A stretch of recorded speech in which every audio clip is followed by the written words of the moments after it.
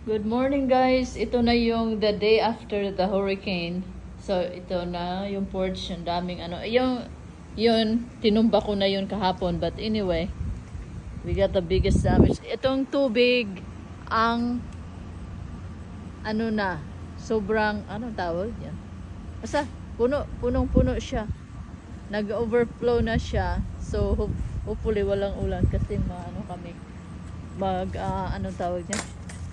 Mag-flooding kami kung ulan pa. Nawala na yung doon na dinadaanan namin na natabunan, tapos takpan, tapos yan, may kahoy na natumba. Pero yung kahoy namin natumba siya. Last night natulog ako mga 1 AM. Ito, nakita ko before. Sumilip ako sa bintana, ayan yung nakita ko, natumba na siya. So hindi namin alam anong oras. Buti na lang kamo doon napunta kasi ito yung bedroom namin.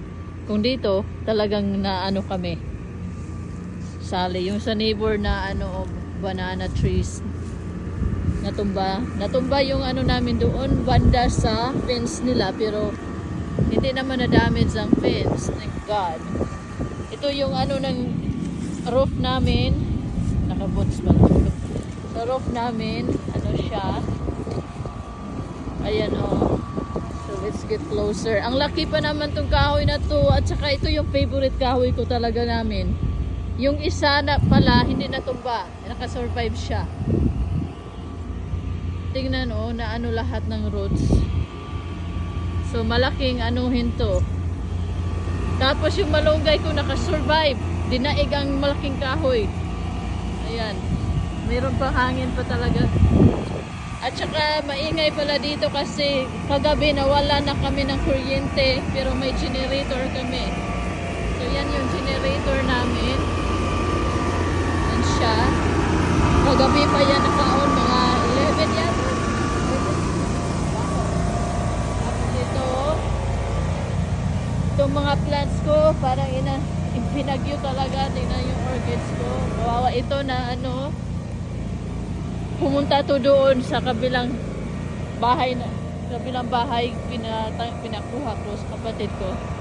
Buti na lang hindi siya natumba. Tapos nagdown ang tubig kunti, marami to kanina.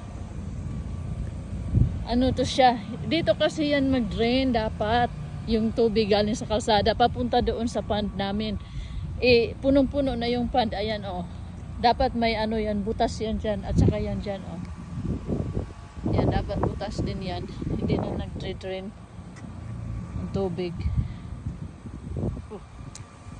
I will walk here. Oh my God, itong boots ko pang naman to, pang rain. At saka yung ito yung mga plants ko. Ayan yung gumamila ko. Ayan, natumbang mga gumamila. Natumba yan siya.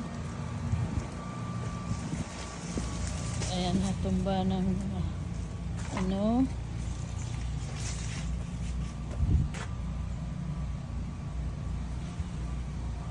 Tapos punta tayo sa kabila.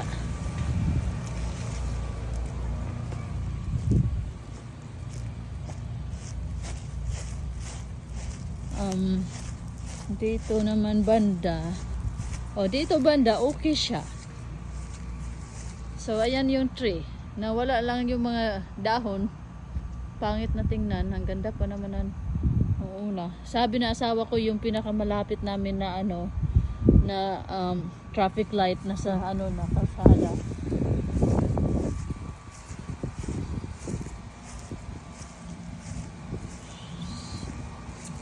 Ayan, buti na lang hindi natumba tong namin kasi yung namin, magnolia tree.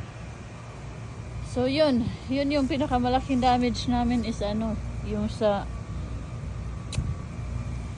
yung kahoy. Tapos yung kagabi pala, yung tubig sa lakas ng hangin, pumapasok siya dito sa front door namin. Tapos ayan, may sandbag pa kami pumapasok siya sa front door.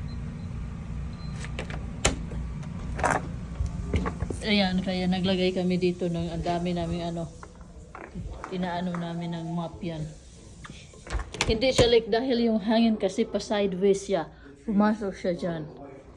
So dito, naglagay kami niyan. Ang dami namin nilagay ng mga kumot at saka mga ano. Tapos inaano ng yun na ang pinakamalakas na bagyo na so, anuhan ko dito na experience. Sobrang ano. Nga pala guys, na lahat ng videos ko kahapon sa Reels na may violation.